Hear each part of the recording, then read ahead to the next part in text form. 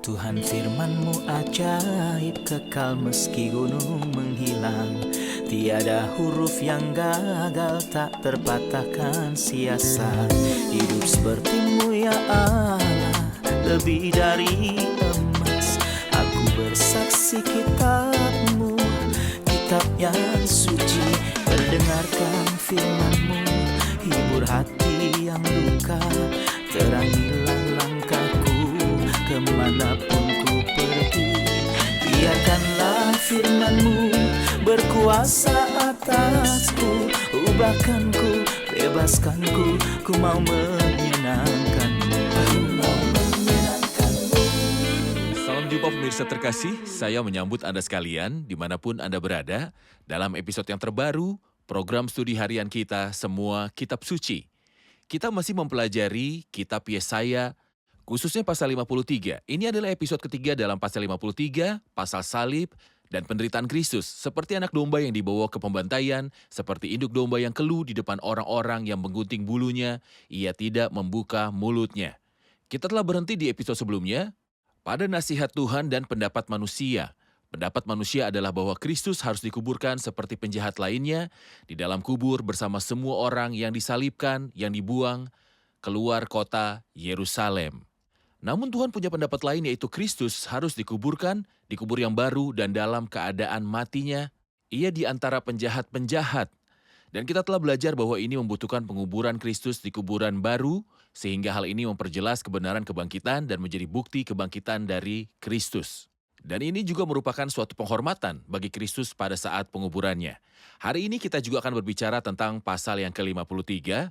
Untuk memulai, izinkan saya untuk menyambut tamu kehormatan di studio, seorang hamba Tuhan, Saudara Yosef Riyad. Selamat datang, Saudara Yosef. Terima kasih, Saudara Riyad. Kami juga menyambut hadirin di studio, selamat datang. Pemirsa terkasih, kita akan segera memulai pembahasan setelah jeda rehat.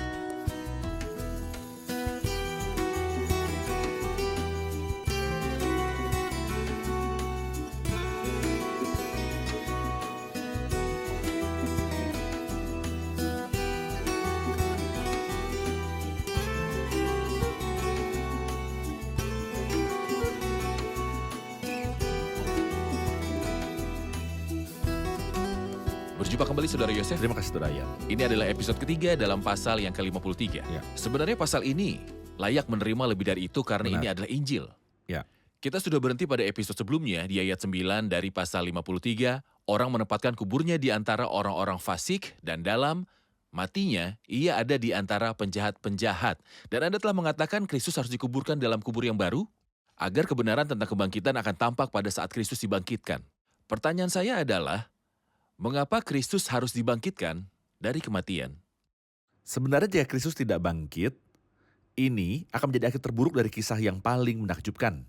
Ada sebuah himne yang berbunyi, agar mereka bisa menulis akhir cerita, dia mati di antara orang-orang yang bersalah. Tapi mungkinkah ini akhir ceritanya? Itu mustahil. Itu sebabnya salah satu bagian yang paling menakjubkan terjadi ketika Kristus dibangkitkan dari kematian. Dan Rasul Paulus menyebutkan 7 bencana besar yang akan terjadi jika Kristus tidak dibangkitkan dalam 1 Korintus pasal 15.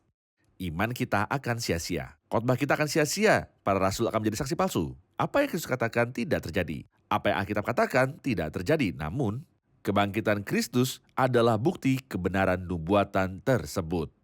Dan kebenaran pembicaraannya tentang keberadaan orang benar yang dibenarkan setelah kebangkitan dari kematian dan tentang menjadi Tuhan. Yang pernah berkata, rombak bait Allah ini dalam 3 hari aku akan mendirikannya kembali. Dan tentang pelunasan pembayaran karena Kristus diserahkan karena pelanggaran kita dan dibangkitkan untuk pembenaran kita. Semua ini adalah berkat yang harus terjadi dan tanpa mereka kita adalah orang-orang yang paling dikasihani seperti yang telah diringkas oleh Rasul itu. Jadi kekristenan bukan hanya sebuah salib, tapi sebuah salib dan kubur yang kosong. Benar. Dan yang membedakan agama Kristen adalah kuburnya kosong. Ya. Mengapa kamu mencari dia yang hidup di antara orang mati? Saya akan melanjutkan ke ayat berikutnya mulai dari ayat yang ke-10. Tetapi Tuhan berkehendak menemukan dia dengan kesakitan. Apabila ia menyerahkan dirinya sebagai korban penebus salah, ia akan melihat keturunannya, umurnya akan lanjut. Dan kehendak Tuhan akan terlaksana olehnya. Mohon jelaskan tentang ayat 10. Apa maksud dari tetapi Tuhan berkehendak menemukan dia dengan kesakitan? Apa maksudnya? Saya ingin menarik perhatian pada kata memar. Karena ini bukan pertama kalinya kita membaca di dalam kitab suci. Kita telah membacanya sejak awal dalam Kejadian 3 ayat 15. Apa yang dia katakan dalam Kejadian 3 ayat 15? Dia mengatakan teka-teki lama itu bahwa benih perempuan itu akan meremukan kepala ular. Ungkapan yang disebutkan dalam Kejadian 3 ayat 15, aku akan mengadakan permusuhan antara engkau dan perempuan ini, antara keturunanmu dan keturunannya. Keturunan perempuan akan meremukan kepalamu dan engkau, ular, akan meremukan tumitnya. Bayangkan ketika setan berkumpul, semua dunia menjadi memar. Tumit benih perempuan berarti kemanusiaannya. Tentu saja dia tidak mampu menemukan ketuhanannya tanpa keraguan. Tapi dia membuat memar. Kemanusiaan, bayangkan keganasannya. Kita membaca pembacaan ini dengan jelas tidak hanya di dalam Perjanjian Baru dalam 4 Injil, tetapi bahkan dalam nubuatan seperti di Mazmur 22 dan seperti Yesaya 53. Keganasan yang mengerikan. Dan meskipun begitu, mereka yang mengerti bahasa Ibrani mengatakan bahwa kata yang disebutkan dalam Kejadian 3 ayat 15 jauh lebih ringan daripada kata yang disebutkan dalam Yesaya pasal 53 ayat yang ke-10. Dalam Yesaya 53 ayat 10, tetapi Tuhan berhendak meremukan dia. Dia menggunakan kata yang lebih kuat di sini. Seolah-olah apa yang dilakukan setan ketika ia merekrut pasukannya untuk meremukan kemanusiaan Kristus tidak ada bandingannya dengan apa yang telah Tuhan lakukan ketika dia berkehendak untuk meremukannya. Dia telah membuatnya sedih.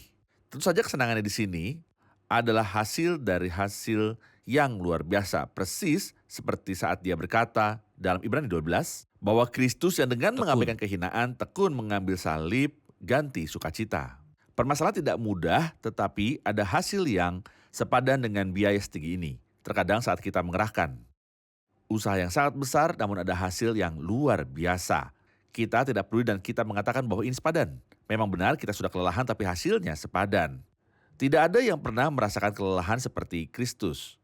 Tuhan berkehendak untuk meremukan Kristus. Dia membuatnya sedih, kata kesedihan berarti penderitaan. Kristus menderita kesakitan, itu di luar pemikiran dan pemahaman kita. Kenapa? Untuk kegembiraan yang telah ditetapkan di hadapannya, hasil luar biasa yang akan dia bicarakan dalam ayat berikut. Apabila ia menyerahkan dirinya sebagai korban penebus salah, ia akan melihat keturunannya. Umurnya akan lanjut Dan kehendak Tuhan kehendak terlaksana olehnya. Tuhan akan terlaksana olehnya. Jelas sekali di sini bahwa yang lebih unggul dalam menjalankan peristiwa salib adalah Tuhan. Ya. Padahal manusialah yang kurang ajar yang berani menyalibnya dan untuk menangkapnya dan memasang mahkota duri dan untuk menghakiminya dan menusuk lambungnya dengan tombak. Tetapi di sini kepada siapa dia mengaitkan semua peristiwa itu untuk tujuan Tuhan? Sebelum meninggalkan ayat ini, mau ceritakan tentang tujuan Allah dalam menyelipkan Kristus.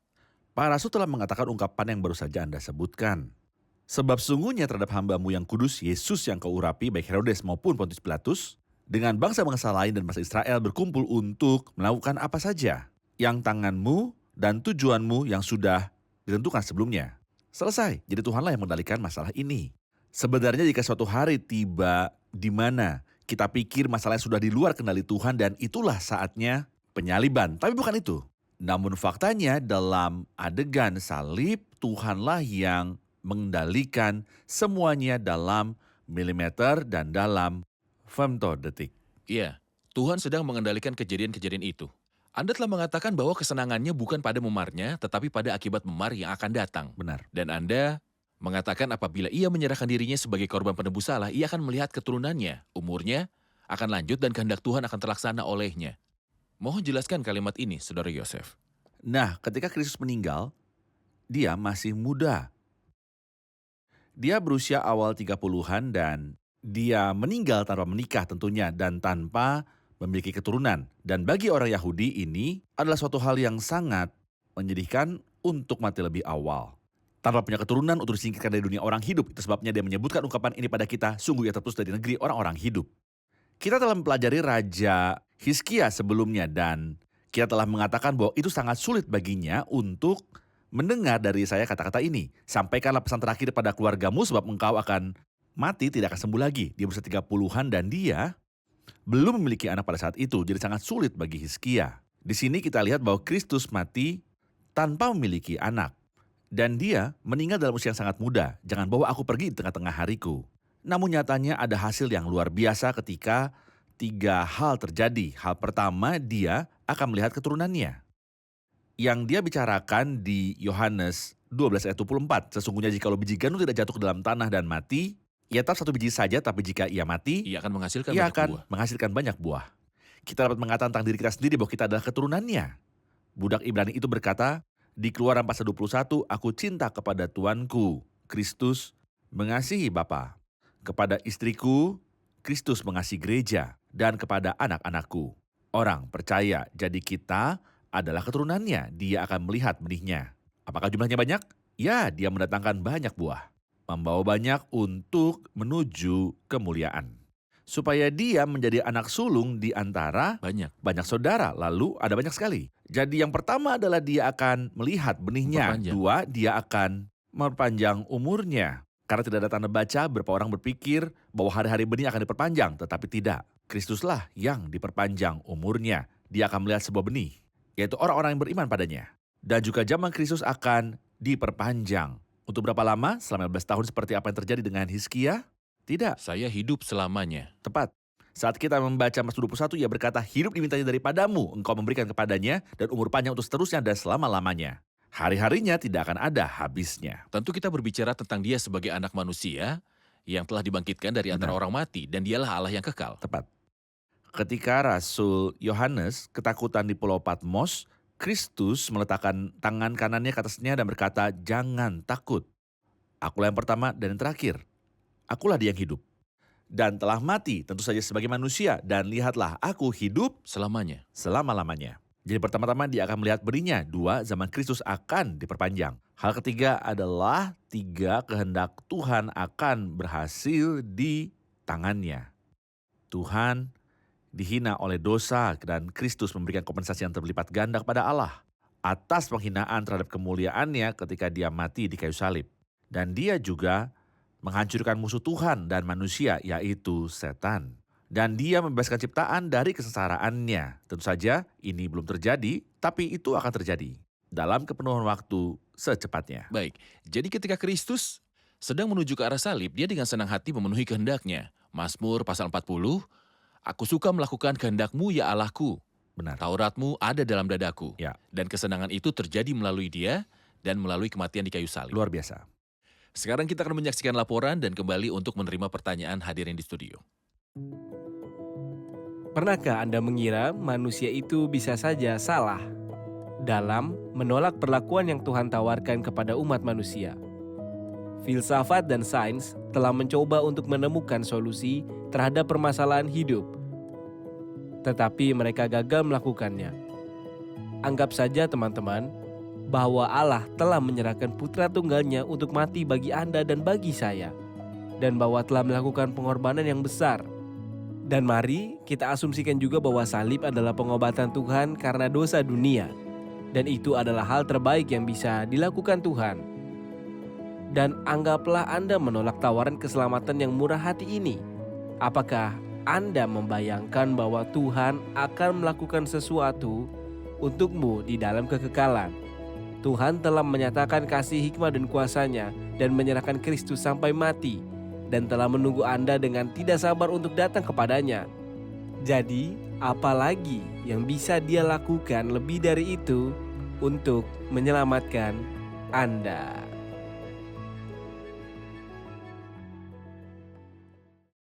Di ayat 11 ia berkata, dan hambaku itu sebagai orang yang benar akan membenarkan banyak orang oleh hikmatnya. Apakah hubungan antara ilmu dan pembenaran? Apa hubungan antara ilmu tersebut dan pembenaran banyak orang? Dia tidak mengatakan berdasarkan kematiannya atau ketaatan, tapi dia berkata akan membenarkan banyak orang oleh hikmatnya.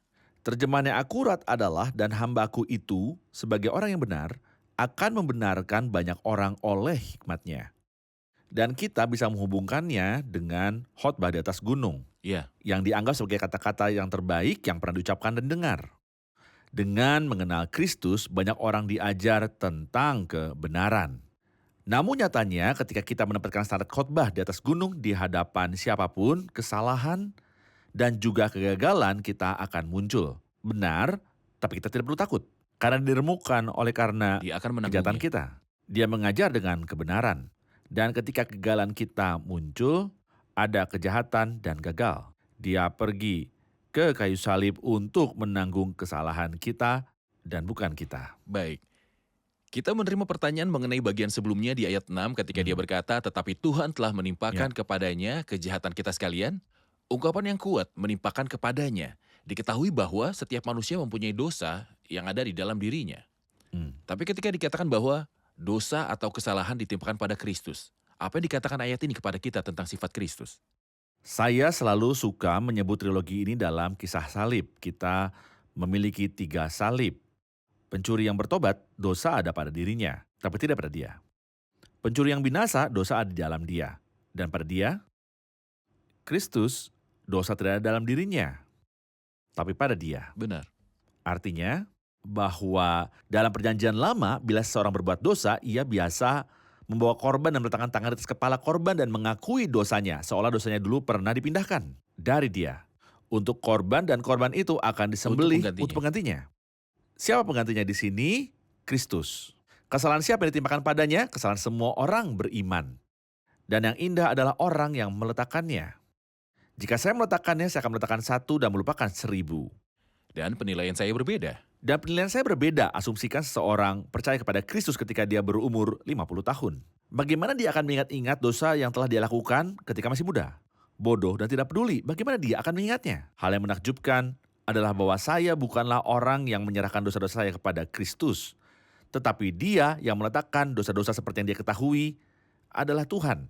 Tetapi Tuhan telah menimpakan kepadanya kejahatan kita sekalian.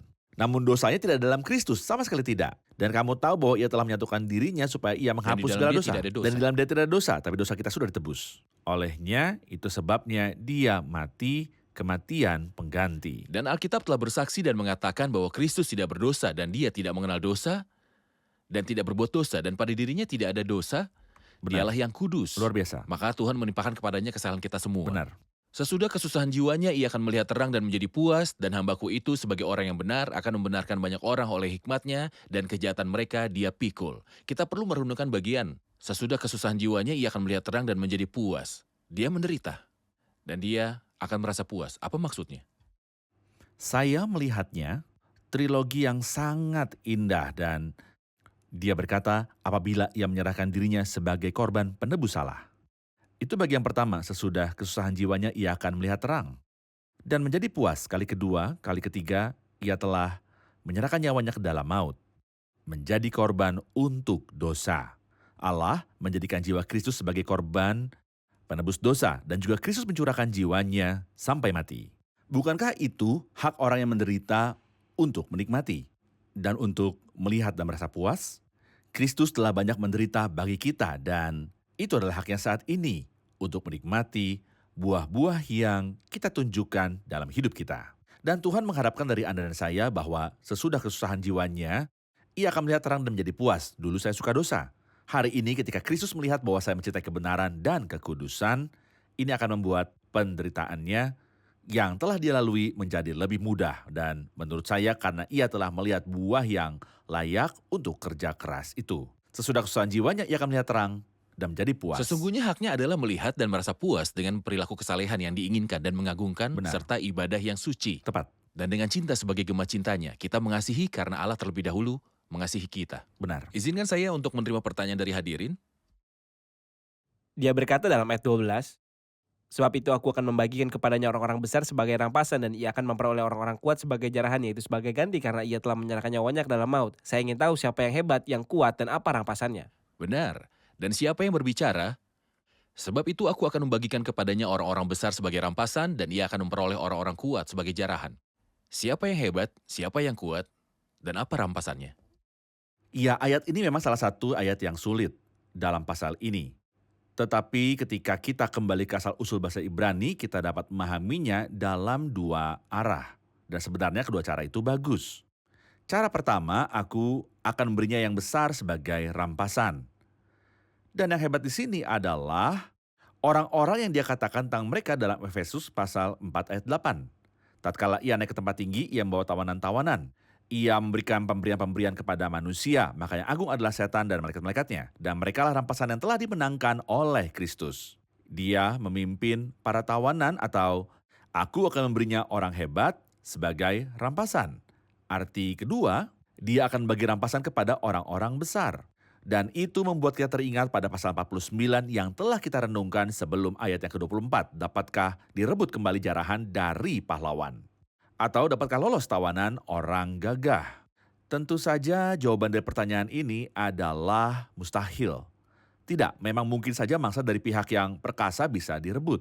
Karena Kristus yang lebih kuat dari setan telah datang dan membagi jarahannya dari yang agung adalah setan dan kita adalah rampasan ini. Tapi syukur kepada Tuhan, Dia membebaskan kita dari mereka dan membagikan jarahannya dari yang hebat. Yang hebat dan Seperti yang kuat. pepatah yang disebutkan, dia mengikat orang kuat kemudian menjarah rumahnya. Bagus. Benar. Bagus. Siapa yang kuat? Ide yang sama, Itu yang sama. hebat dan Yang yang hebat dan kuat, kuat itu sama. Baik. Ia berkata yaitu sebagai ganti karena ia telah menyerahkan nyawanya ke dalam maut dan karena ia terhitung di antara pemberontak-pemberontak. Mari berhenti di menyerahkan nyawanya ke dalam maut. Anda katakan bahwa Tuhan menjadikan jiwanya sebagai korban penebus dosa. Dan hal yang paling berharga bagi rakyat adalah jiwa, dan jika Anda bertanya kepada pemimpin manapun, dia akan menjawab jiwa saya, kemudian jiwa saya. Dia siap mengorbankan orang-orang demi jiwanya sendiri. Benar. Tapi Kristus dia mencurahkan jiwanya sampai mati. Dia menjadikan dirinya tidak mempunyai reputasi, dia merendahkan diri dan memberikan dirinya, dia tidak menyenangkan dirinya sendiri. Apa yang Anda lihat dalam pandangan Kristus terhadap dirinya sendiri? Memang benar, saya sedang merenung beberapa waktu lalu di kitab Kidung Agung di pasal yang ketiga, Raja Salomo membuat tandu untuk dirinya sendiri dan dia menjelaskan kepada kita apa yang telah dilakukan untuk dirinya sendiri. Tapi setelah itu aku berpikir dan berkata, datanglah yang lebih besar dari Salomo, apa yang dia lakukan untuk dirinya sendiri. Sebenarnya dia melakukan untuk kita semua, dia melakukan untuk orang-orang miskin, untuk manusia, dia melakukan bagi orang yang didinamai setan di dalamnya, tapi apa yang dia lakukan untuk dirinya sendiri sepanjang hidupnya, bahkan ketika setan menyuruh dia untuk memerintahkan batu ini menjadi roti, dia tidak melakukannya karena dia tidak datang untuk menyenangkan dirinya sendiri. Saat dia merasa haus di kayu salib, dia telah menghilangkan kehausan orang-orang. Dia bisa saja menenangkan diri tapi dia tidak melakukannya, dia tidak melakukan apapun bagi dirinya sendiri. Seperti yang Anda katakan, dia tidak menyenangkan dirinya sendiri. Dia merendahkan dirinya dan tidak mempunyai reputasi. Tidak ada kasih yang lebih besar daripada kasih seorang yang memberikan nyawanya untuk sahabat-sahabatnya. Anak Allah yang telah mengasihi aku dan menyerahkan dirinya untuk aku. Kristus mengasihi gereja dan menyerahkan dirinya untukku. Dan pada akhirnya dia berkata mempersembahkan dirinya sendiri kepada Allah sebagai persembahan yang tak bercacat, yaitu sebagai ganti karena ia telah menyerahkan nyawanya ke dalam maut. Itulah yang dilakukan Kristus bagi dirinya sendiri dan dia tidak melakukan apapun yang menyenangkan dirinya. Luar biasa. Hal terakhir di pasal ini, sekalipun ia menanggung dosa banyak orang dan berdoa untuk memberontak-pemberontak. Artinya, dia menanggung dan membuat perantaraan. Apa yang dikatakan ayat ini tentang pekerjaan Kristus? Kita melihat hal itu dengan sangat jelas dalam Injil Lukas setelah mereka selesai memaku dia. Kalimat pertama dari 7 kalimat yang diucapkan di kayu salib adalah, Bapa, ampunilah mereka. Dan dia memohon kepada mereka dan membuat alasan bagi mereka karena mereka tidak mengetahui apa yang telah mereka perbuat. Dia menanggung dosa banyak orang di waktu-waktu kegelapan. Namun dia juga menjadi perantara bagi para pelanggar ketika dia memohon kepada Tuhan. Dan sampai sekarang Kristus sedang membuat perantaraan bagi para pelanggar dan memohon, berbahagialah mereka yang mengenal Kristus dan menyerahkan nyawa mereka padanya. Anda telah menunjuk pada Injil Lukas dan jelas bahwa ada hubungan antara pasal ini dan Injil. Mohon Ya. jelaskan hubungannya. Anda sebutkan bagian terakhir ini terhubung sebenarnya ke bagian terakhir Injil Lukas. Sebenarnya bagian Bagaimana terakhir, dengan Injil lainnya? yaitu ayat 12 memuat 4 rujukan, masing-masing menunjuk pada salah satu dari 4 Injil. Misalnya, sebab itu aku akan membagikan kepadanya orang-orang besar sebagai rampasan dan ia akan memperoleh orang-orang kuat sebagai jarahan. Mengapa? Ia menyebutkan alasannya karena ia telah menyerahkan nyawanya ke dalam maut. Dan ini menyerahkan kita pada Yohanes 10 ayat 18. Tidak seorang pun mengambil Iya. daripadaku, melainkan aku memberinya menurut kehendakku sendiri. Maka dia mencurahkan jiwanya kepada kematian. Hal kedua, dan karena ia terhitung di antara pemberontak-pemberontak. Ini menyerahkan kita Markus. pada Injil Markus. Karena ayat ini dikutip secara harafiah ketika mereka memakukan Kristus di antara 2 pencuri. Demikianlah genap kitab suci yang mengatakan, dan karena ia terhitung di antara pemberontak-pemberontak, sekalipun ia menanggung dosa banyak orang. Kalimat ini menyerahkan kita pada Matius 26 ayat 28. Sebab inilah darahku, darah perjanjian ditumpahkan bagi banyak orang untuk pengampunan dosa. Dan yang terakhir, dan berdoa untuk pemberontak-pemberontak. Ini menyerahkan kita pada Injil Lukas, di mana dia mengatakan, Bapa ampunilah mereka, maka dia memberikan perantaraan bagi para pelanggar. Terima kasih Saudara Yosef, saya sangat menikmati pembelajaran pasal 53 bersama Anda. Terima kasih, Tuhan berkati. Kita akan menuju ke hadirin di studio.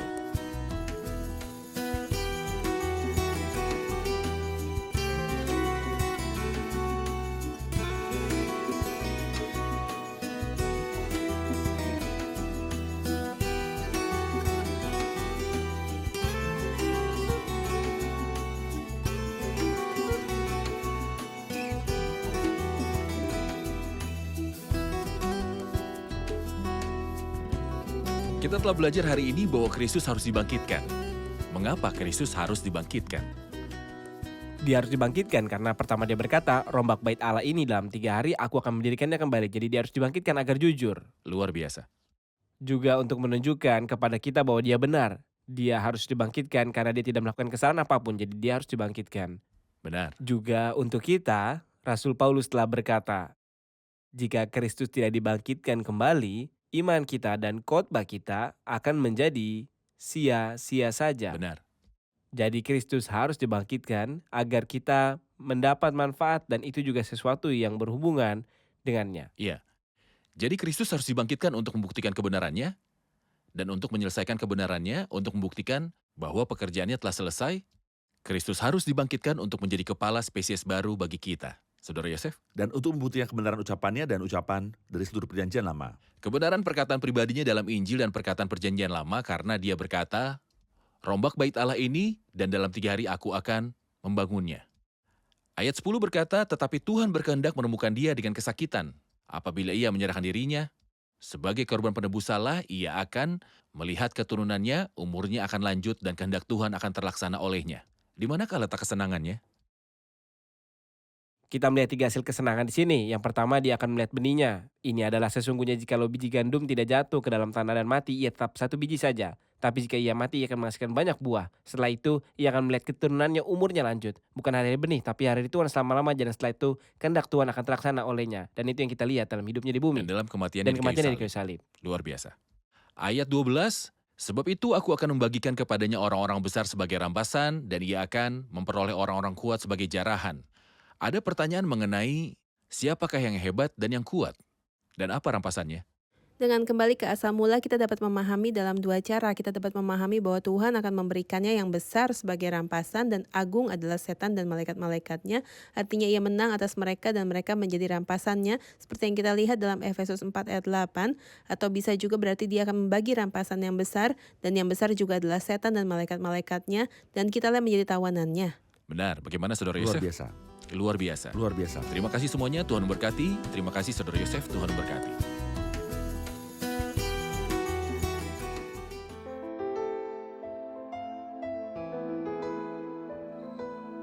Tuhan firman-Mu ajaib, kekal meski gunung menghilang.